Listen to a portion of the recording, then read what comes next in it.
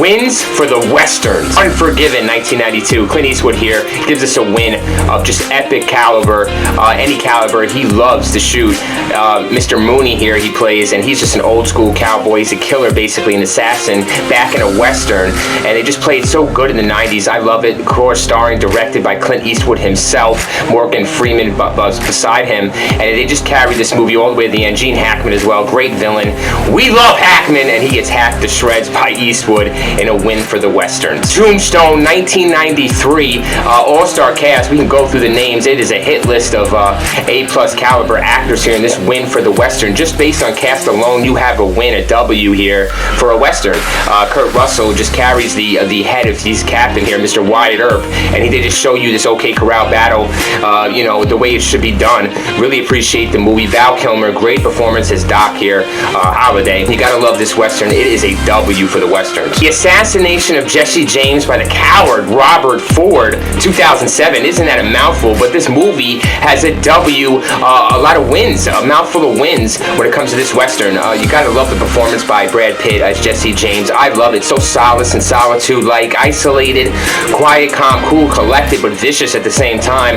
A lot of complexities here going on with Jesse James in this win for the Western. And I'm telling you, you got Casey Affleck. How can you not love him as a villain? You know what's going to happen, how it's going to transpire, and you love to see it actually happen. This is a W for the Westerns all the way. Last Man Standing, 1996. Bruce Willis here takes us to the Western, and it's just a gunslinging Western like you've never seen before. Takes place in the 90s, but it takes place, of course, a little earlier in time period, and you'll see it here by the decorations, actually the cinematography, just so good with showing a W for the Westerns, a win for it, that's for sure. Windy win, let's call it that for Last Man Standing, and so much gunfire, your head is gonna fucking spin. This is a win for the Westerns. Pale Rider, 1985, Clint Eastwood, the king of the Western, he's back here in Pale Rider. He's come to town as a preacher to just, gold miners here, people who just do minding their own business, civilians trying to live, mining gold, are being harassed, and I'm telling you, he's taken for their gold, and Clint Eastwood comes in, he ain't gonna have it. He ain't gonna have it much longer. He's a Pale Rider. He rides into town.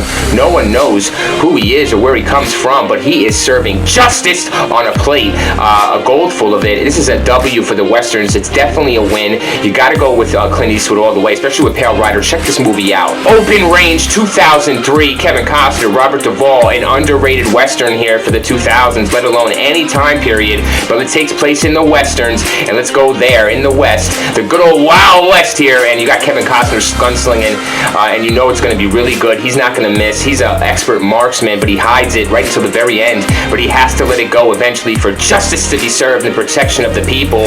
It's either kill or be killed here, pretty much, and this is a W for the Westerns. What a win of a movie. Check it out. I'm telling you, it's going to be memorable too. Wins for the Westerns.